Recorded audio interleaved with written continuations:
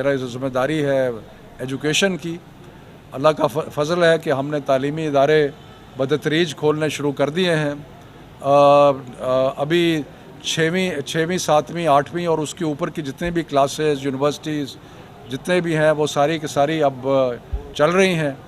और इंशाल्लाह अब 29 तारीख को सुबह हम एक मीटिंग करेंगे। उस मीटिंग में जो national command and operation centres में होगी, और उस मीटिंग में हम फैसला करेंगे कि प्राइमरी स्कूल्स का खोलने का एक फ़ैसला किया जाएगा। अभी तक जो हालात हैं और जो हमें अभी तक रिपोर्टें मिल रही हैं, मुझे यकीन है कि इंशाअल्लाह ताला 30 तारीख को सारे पाकिस्तान के प्राइमरी स्कूल जो हैं वो भी खुल जाएंगे। लेकिन इसका जो फ़ाइनल फ़ैसला है वो national command and operation centre में होगा और वो इंशाअल्लाह 29 तारीख को होगा।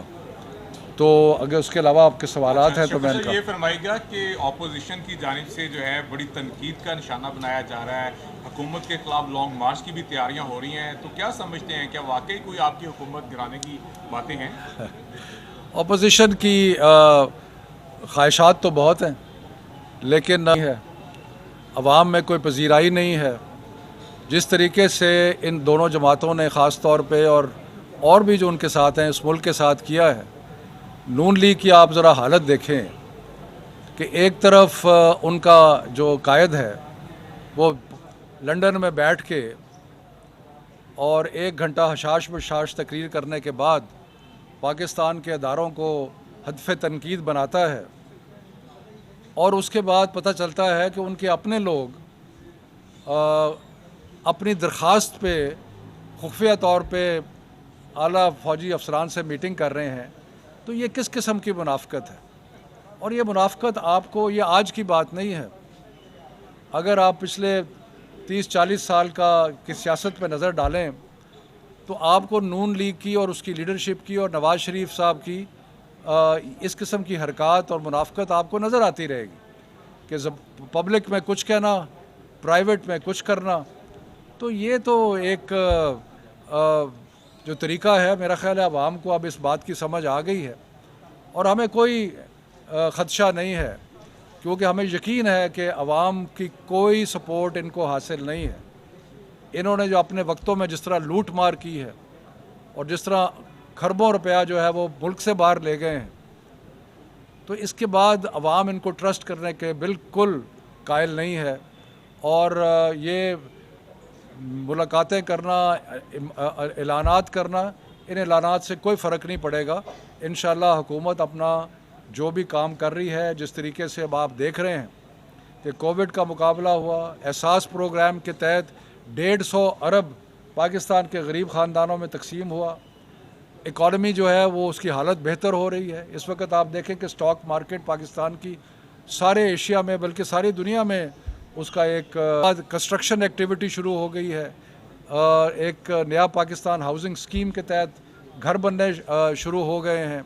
इकनॉमिक एक्टिविटी सारी की सारी चल रही है।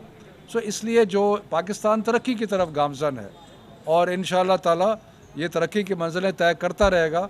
अपोजिशन ठीक है, वो उनकी ख्वाहिश है, उनकी अपना खून गर्म रखने के लिए कि बयानात देते रहते हैं, देते रहें, कोई बात नहीं। सर, आप अथॉरिटी हैं, एक मिनट ज़रा इनसे। बैरोमीटर होता है जो भी एक, तो आप कह रहे हैं कि बड़ी इकनॉमिक तरक्की हो रही है, बैरोमीटर क्या है?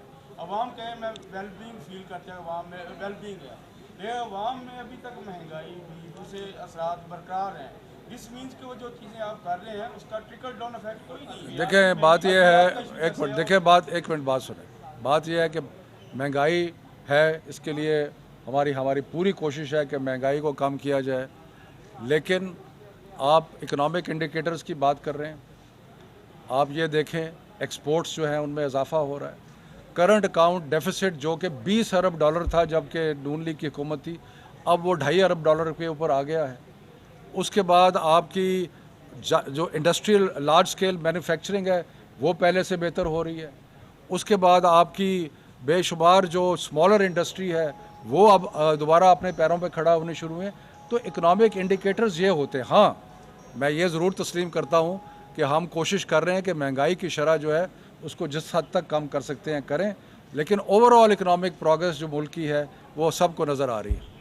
जी सर आप शेयर की कंट्रोलिंग अथॉरिटी भी है, इसको यूनिवर्सिटी बनाने का फैसला हुआ था तो यूनिवर्सिटी का स्टेटस नहीं दिया जा रहा। इंशाल्लाह नेशनल कॉलेज ऑफ आर्ट्स जो है वो डिग्री यूनिवर्सिटी बनेगी और उसमें अभी आपको पता है कि बहुत सारी लेजिस्लेशन ऐसी है जो कि अभी तक आगे नहीं बढ़ रही, लेकिन इंशाल्लाह वक्त आने वाला है कि सारी लेजिस्लेशन जो है वो थ्रू होगी। जी और कोई सवाल? जी सर ये सवाल है कि जब से ये स्कूल खुले हैं तो अगर आप देखें कि जो बच्चों के जब टेस्ट करवाए गए, अगर हम सिर्फ पंजाब की बात करें तो 100 से ज़्यादा बच्चों में ये कोरोना वायरस पाया गया।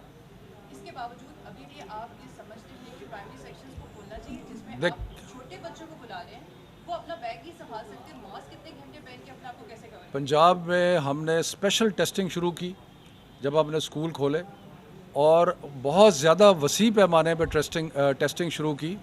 आपको पता है कि तकरीबन सारे पाकिस्तान में हम एक दिन में 36,000 के करीब टेस्ट कर रहे हैं, ख़ास तौर पे स्कूलों की तरफ, और इन्फेक्शन रेट जो है वो 1% से 1% से कम है। बच्चों की तालीम का 6 माह बंद रहने से बहुत नुकसान हुआ है, और अब जबकि इन्फेक्शन रेट जो है ओवरऑल मुल्क में 1% से कम है, तो उसमें स्कूल खोलने और बच्चों की तालीम के लिए बेहतरी करना ज़रूरी है। मैं वालिदैन को अश्योर कराना चाहता हूँ कि हम खुद हर किस्म की टेस्टिंग का इसलिए कर रहे हैं कि हम ऐसा कोई रिस्क लेने के लिए तैयार नहीं हैं।